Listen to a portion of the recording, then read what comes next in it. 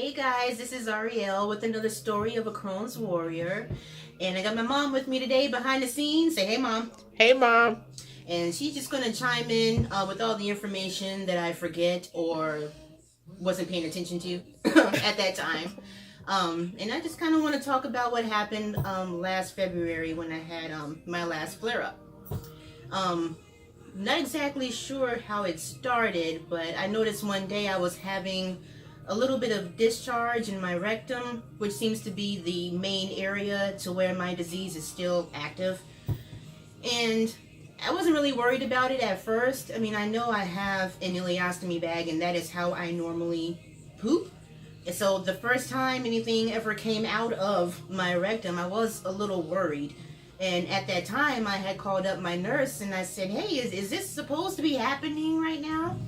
And she said, well, sometimes it's normal, kind of depending on what you eat. It's nothing to really worry about right now. And I said, okay, just making sure, because I haven't used that part of my body in a few months, in quite some time.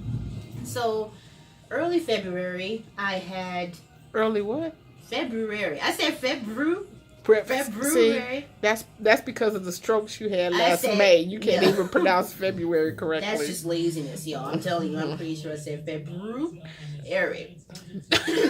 So, anywho, that first week, I noticed I was having a little bit of this, like, brown discharge sort of stuff, and it didn't, like, really have any smell to it or anything, but it was coming out kind of smooth. And so I didn't really pay any attention to it. I thought it was only going to last maybe a few days like it normally did. Until a few days later, I noticed there was a little blood in it. And, you know, whenever they talk about blood in your rectum or blood in your stool, it's never a good thing.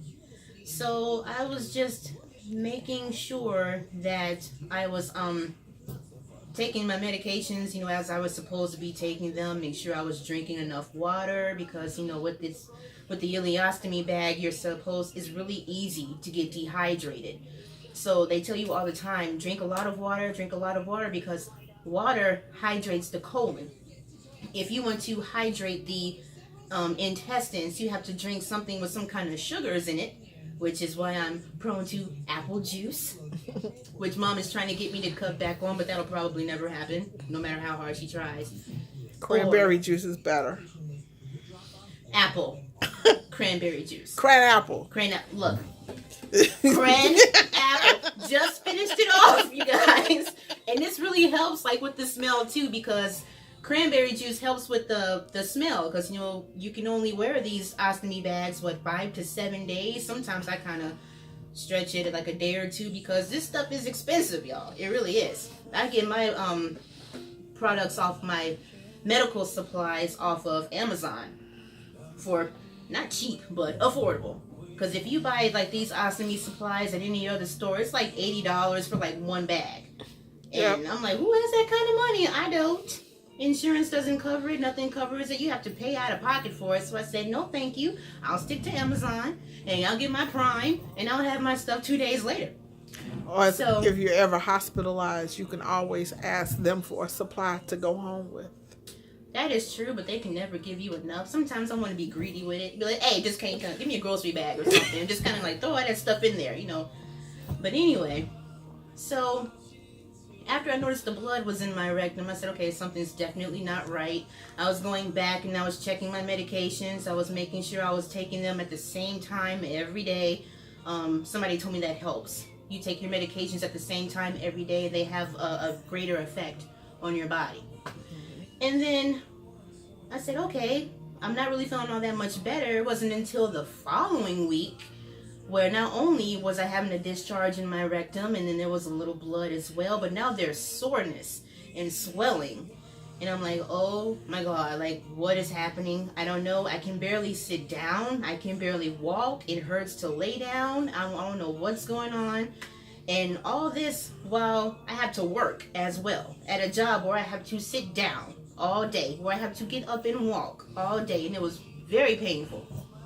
So it wasn't until I started you know, when you're not feeling well, you start Googling and start diagnosing yourself, and you're like, oh my God, I'm about to die. But I didn't think I was about to die. But me and someone else came to the conclusion that it could have been hemorrhoids. Now, I had never had hemorrhoids before a day in my life. I've seen TV shows of, characters who have had it and, the symptoms and, whatever kind of treatment they have or whatever. So I didn't know what to do. So, of course, Mom and I went to a drugstore or wherever we went, and we got some over-the-counter stuff. Suppositories. There we go. Oh, not pleasant. No, it was like I don't know what I got, but it was like tiny... A wax bullet. Yes! It was like a wax bullet with a sharp point at that. And I'm like, now I have to stick this thing up my butt, and it's sharp, and my booty hole already hurts, and it's sore, and it's tight, and then I have to wait for it to melt and do its thing, and it feels even worse than when the discharge was coming out. So I said, okay, I don't think this is it. So I kept going to work. I kept putting these things in while I was at work.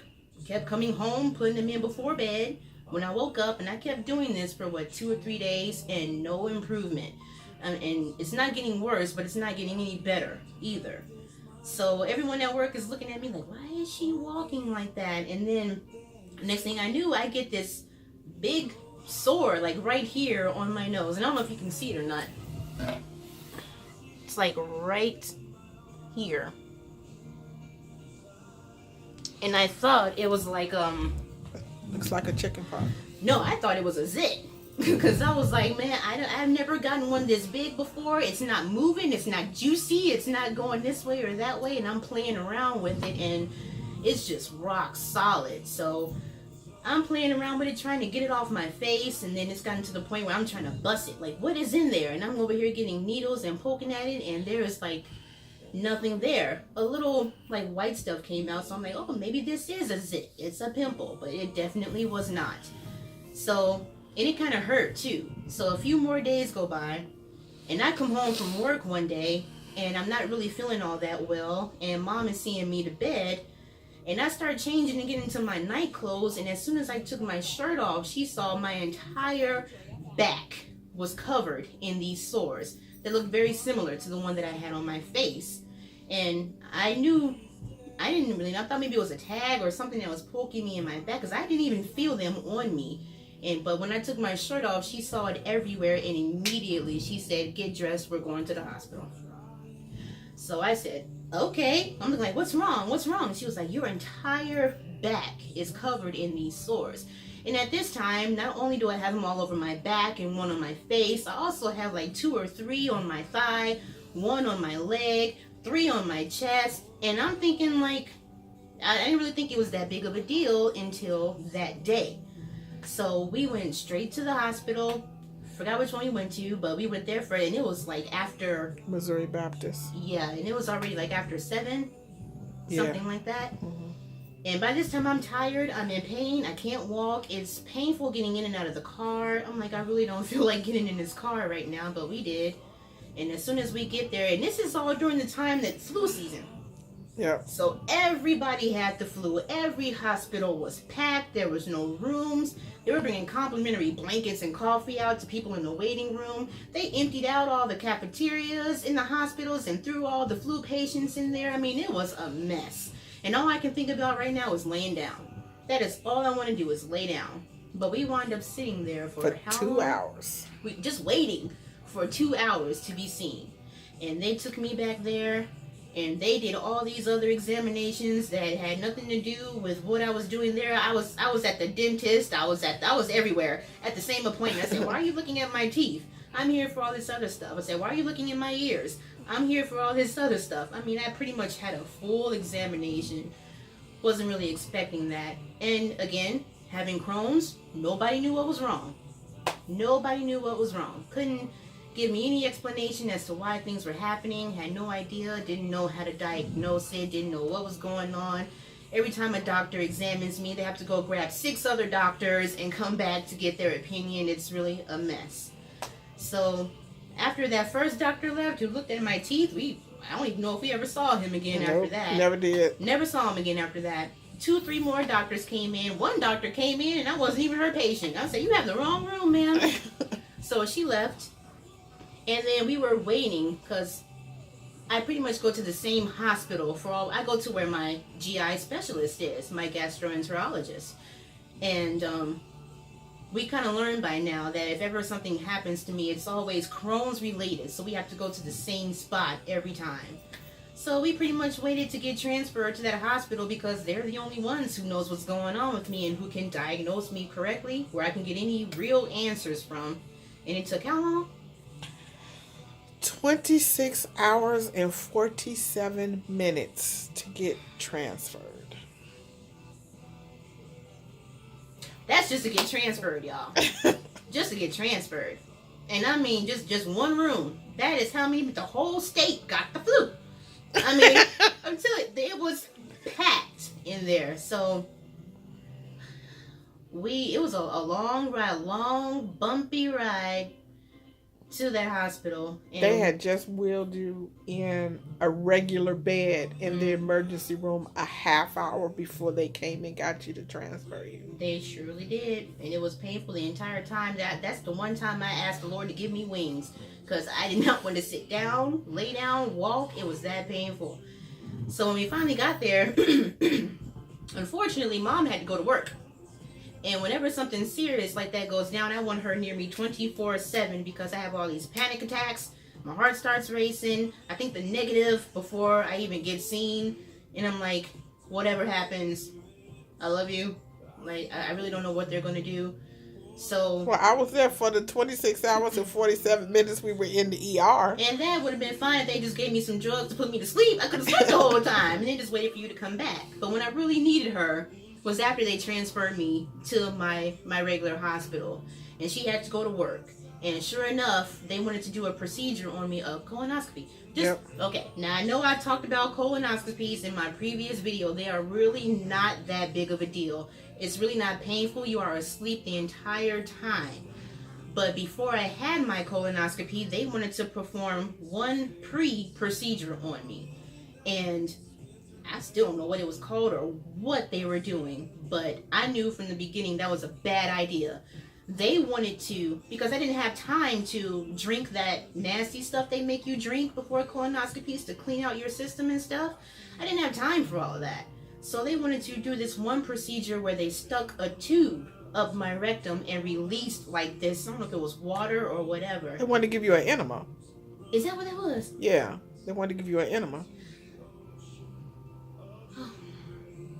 Well, I guess that's what they wanted to do. But it was a bad idea because this whole time I'm laying there, I'm terrified because I'm like, I'm telling you, I have sores around this area. I'm swollen. It's red. I'm bleeding through it. Do you really think it's a good idea to stick anything up there right now? And the woman who did it, like, I am literally clenching. Like, my cheeks are tight. Like, you are not sticking anything up there. But somehow she got it up there and I screamed bloody. I didn't know my voice can go that high. And I was so pissed. And I saw nothing. I think I even went blind for a little while. It was that painful. And all I kept thinking was,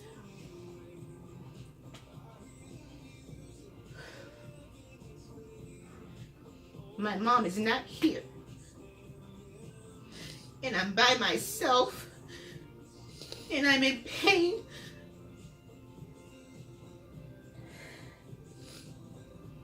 And I kind of begged her not to do it because I knew how painful it was going to be. And all I knew was I was crying so hard and so loud. The whole room, the patients who were laying next to me, the doctors, everyone stopped. And they asked the woman, what was she doing to me? And she had to stop the entire procedure. And she had to go talk to the doctors who were supposed to do my colonoscopy to tell them what happened. And all I remember was shaking. I was shaking uncontrollably, still in pain. And I was crying so hard that when they took me back, my pillow that they gave me was soaked in tears and blood. And at that time, I was done. I wanted to leave. I didn't want to be there. I didn't want to be here. I didn't want to be anywhere. I was done at that point. With all of the pain that I had been through since 2015, I really didn't think it could get any worse than that. But they took me back there for the colonoscopy, and they knocked me out, and I'm glad that it didn't wake me up this time. I was asleep the entire time, and when I woke up, I was fine.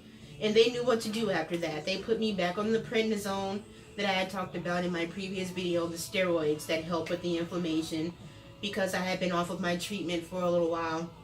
A few days after they put me back on the prednisone, I started to heal. And a few days later, they let me go.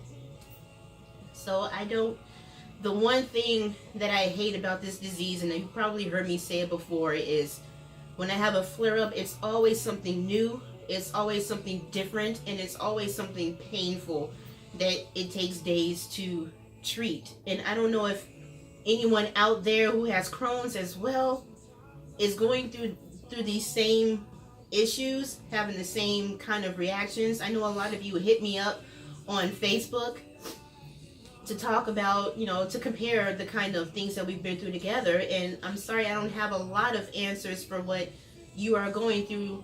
Most of them I do, but Crohn's affects everyone differently. And I'm still the only one I know that has it severely, while everyone else does, thank God. I mean, I don't wish anything, worse on anyone else who has Crohn's. But I'm glad that you all are able to just stick to one medication and still be okay. I hope it doesn't get as severe as mine for you. But I have to stay prepared and ready for anything that happens.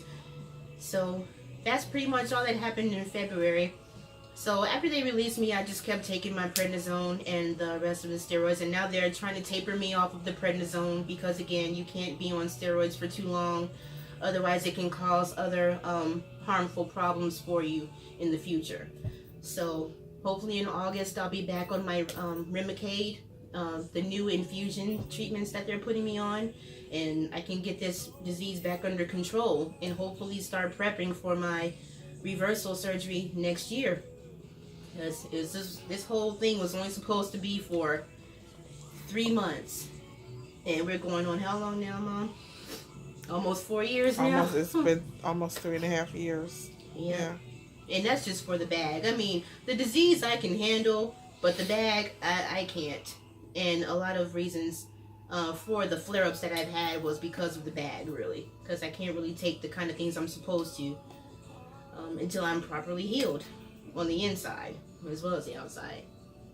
But right now, that's some squad goals right now. So that is my goal, to just get this under, especially in my colon. I need to get all of that under control. And then things should just be looking up from there.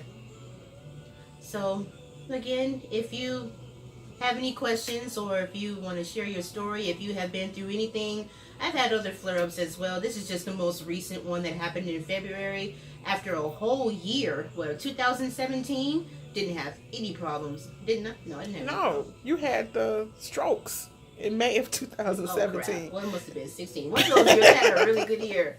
And I'm like, man, I went the whole year without any problems. Yeah, I think in 2016 you didn't have any problems. Yeah, 2016 was a really good year. And then boom. Early 2017, 2 strokes within a week of each other in my sleep. Actually, I think it was between 2016 and 2017, but it was almost a 12-month period that you didn't have a problem. Because even after you got first diagnosed in 2015, you were in and out the hospital for a while, for one thing or another. Yeah. So I think this journey will continue on for a very long time. For the rest of your life. That is true.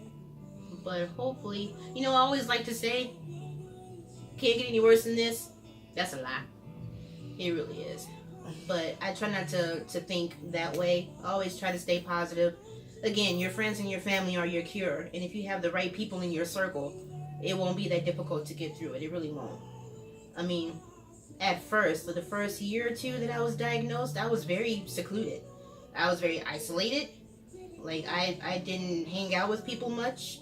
I didn't even tell anybody that I was diagnosed. I wanted to know more about the disease before I went and I told everybody. Because if everybody came to me with questions that I don't have answers to, I'm like, I don't know. I don't know. But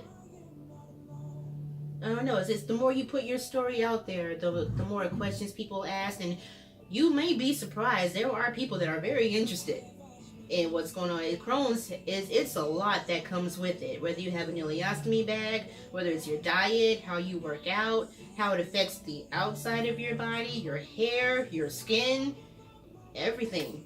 Crohn's can target any part of your body, but in my situation, it was my intestines and my left foot. And your colon. And my colon. Yeah. That's the part I'm really worried about, but we're going to get that under control. Because colon cancer runs on your side, family? My side. Mm-hmm. I'm not trying to get that far. And the doctor that I spoke with today said something about colon cancer as well if I don't take my meds as I'm supposed to. And I admit, sometimes I may slip up a little bit. But now since I'm down to one medication, that shouldn't be too hard. I'm telling you, when I was first diagnosed in 2015 and all the medication they gave me after I had my surgery, they gave me all my medication in one of those Chinese food bags. A big old paper bag with paper taped on the outside and staples and everything, y'all. I mean, it was a big bag. And now I'm only down to one, so that's a blessing. And then I'll be on this Remicade. Yeah, because your Crohn's, if you don't get it under control, it'll start attacking organ after organ after organ. Pretty much. So yours is going in reverse, so that's a good thing. Yep. And that's the part that scared me at first. And I was like, you mean this is going to deteriorate me from the inside? Like, yeah, from the inside out. Yep. But when she told me after my first 2 treatments of Remicade, and she told me that my large intestines and my small intestines, what's the word she used? Beautiful. Beautiful. She said beautiful. And I said, well, that's good. Considering how many feet they removed from it. What, they took like 4 feet of my small intestines? Yeah, it was like 3 to 4 feet. Yeah. Yeah, when I tell you for this cure that they're working on, which I tried to look into that. I don't think they've gotten very far for that. But I have given lots of blood. To the point where Mom almost had to curse some nurses out. Like, look, y'all already stuck her 6 times. Y'all gonna let her rest, and then you're gonna come back. Remember that time they tried to sneak in while you were sleeping? Yep. And I couldn't move. I was so tired. Y'all, I was drugged. I was drained. And I was kind of sleeping like this. I'm like, who just came into my room? Yep. And they tried to sneak in and draw some blood while she was asleep in there. I'm looking over at her like, you gonna wake up? And she moved. And I'm like, oh, it's about to go down now. But that lady looked at you and then she was like, oh, I'll come back. I said, don't try it. Don't try it. But yeah, all that blood that I've given and 4 feet of my intestines and that fistula that was growing on my bladder that was connected from my bladder to my small intestines. Yep, that's what was causing the pain. I try to remember, y'all, but I'm telling you, a lot's been going on. It's been a really busy 4 years. And not to mention, remember that day, that first video that I made, I was diagnosed, had major surgery, and did whatever, all pretty much within the same day. Pretty much. They laid it all into me the same day. And I had never had surgery before, never caught a cold, never broke a bone, never did. I was the healthiest person on the planet. Other than chickenpox, you had never been sick as a kid. Nothing. In fact, like if my mom and my sister and anybody else was sick, I would literally go and lay on top of them like this, just so I can catch it or whatever, or make them feel better. And it worked every time. But I had never. And now, an actual cold can kill you. That is true. So if any of my coworkers are watching, I'm just letting you know. That disinfectant spray, my bottom drawer. It's in there. And everywhere else, I don't know, my room really don't look that bad. No, it looks nice. But I try to keep the room clean, try to keep the house clean. Wherever I'm at, I'm wiping stuff down. Because I didn't even know that your environment plays a big factor in Crohn's too. I had to look that up when I was doing my research. You have to be very careful of your surroundings because your immune system is like super. It's an immune disease. Super sensitive. And now it's like somebody sneezes around me and I'm dodging. Like I'm gone. Like you sneeze around me, you cough around me. If you don't even wait, if I catch you coming out the bathroom and I know I ain't hear no water running or you didn't wash your hands or whatever. Boundaries. That's all that is. And I'm super serious. Like, it's really that bad. I was scared to death when the flu season broke out because everybody at my job had it. And I'm like, I had my God. You had it too. You kept your distance though. Our rooms are on opposite sides of the apartment, so that's a plus. I shouted to her from across the room, "Hey Ma, you all right now?" And she'd be like, "I'm fine." Like, you need something to drink? That's fine. But me, I'm out. Can't do it anymore. And I don't know if that'll change. As once you get older, right? And I don't even know everything that I cover in my videos. I don't know if any of that will change once I have my reversal surgery, or because I'm so sensitive to these things, because my organ is on the outside of my body, which is it's not allowing everything else to flow like clockwork. Like, it's not functioning together. So that'll be another question to ask the doctor too. I think it's a little bit of both, because Crohn's is an immune disease as well. Oh, Crohn's is complicated. Oh, that's a good t-shirt. Crohn's is complicated. Mm-hmm. It is. And I just hate the fact that it's so unpredictable. It is so unpredictable. But again, if any of you are watching, because I know some of my friends are watching now, and I know you're diagnosed. And, but you all have my number. My friends at least have my number. I'm not just going to post my number all over the internet. But you feel free to hit me up on Facebook. And, feel free to like and subscribe, and because these videos will be popping out like clockwork, just letting you know. And it will be covering some humorous stuff, because some stuff with Crohn's you have to make a little humorous, especially if you have an ileostomy bag, because but don't be scared to tell your story, because there are a lot of people out there who are interested. And there's so much to cover with Crohn's, so many little things, and because you'll be surprised how many people are really interested in the digestive system. And a lot of things you will find out on your own if you have an ileostomy bag. And then you can be like, "Hey, did you know this? If you lay on your left side, you fart a lot, just letting you know." But other than that, if you have any questions, put them in the comments. Feel free to like and subscribe, and check out my next video coming out in the next couple of days. Deuces.